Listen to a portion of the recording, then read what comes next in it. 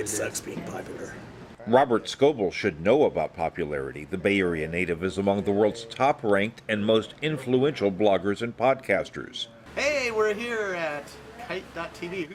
I caught up with him recently at the offices of Kite.tv, a San Francisco startup that lets anyone create his or her own online TV channel.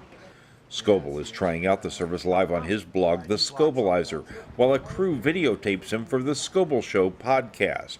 Scoble knows the media world he inhabits would not have been possible just a few years ago. Imagine my conversation. Oh, I have an interview with a CEO of some small startup that you never heard of, and I think you should put that on Channel 4 News. You know, they'd be like, you know, see you later, have a nice day. You know? But now I don't have to convince a committee. I can just put that up on YouTube, and an audience that cares about it can find it. Robert is a madman. He's a force of nature.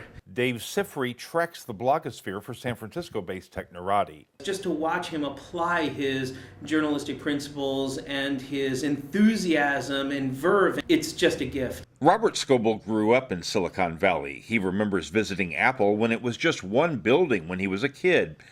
By the late 90s, he helped to form a weblog users group that met at Dana Street Roasting in downtown Mountain View. Members of that group went on to form companies like Facebook, Six Apart, and Blogger. Robert also became a prolific blogger, often writing about Microsoft products, both good and bad. Then, in 2003, he accepted a job with the software giant and moved to Seattle, where he found the people of Microsoft were nothing like the company's reputation. I had lunch one day with a developer. He was showing me some really cool stuff, and I was like, man, why don't we just put this out on the internet and put it out as video so people could watch it, and then people could have conversations with you. You know, I wish everybody in the world could be at this cafeteria table with you, because they would see a whole new Microsoft. What to do when you're filming a CEO? Robert and his team picked up cheap video cameras and started showing off that new Microsoft. By the time he left the company in June of 2006, almost 4.5 million people were tuning in to Robert's 600 interviews.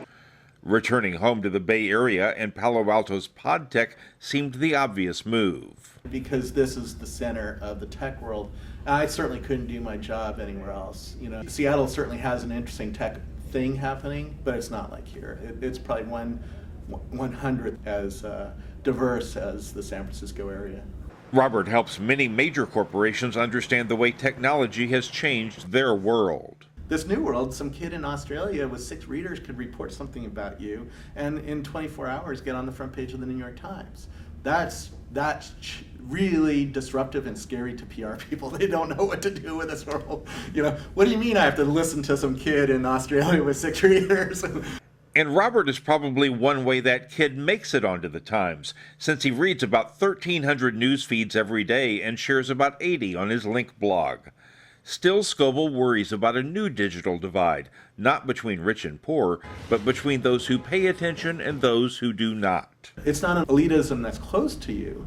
You just go to Google and search, right? It's all there. There's no, old men's club that decides on stuff anymore. But there is a growing shift that I'm worried about, that you're seeing people who care about those kinds of deeper issues and where the world is going, and you see all sorts of everyday other people who would just rather, put blinders on and just, I don't care, I want to watch Paris. I spent more than 45 minutes talking with Robert Scoble about plenty of deeper issues. You can watch our entire conversation on our special blogger page.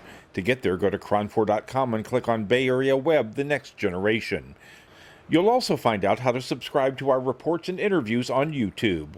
For Bay Area Web, the next generation, I'm Brian Shields, KRON4 News.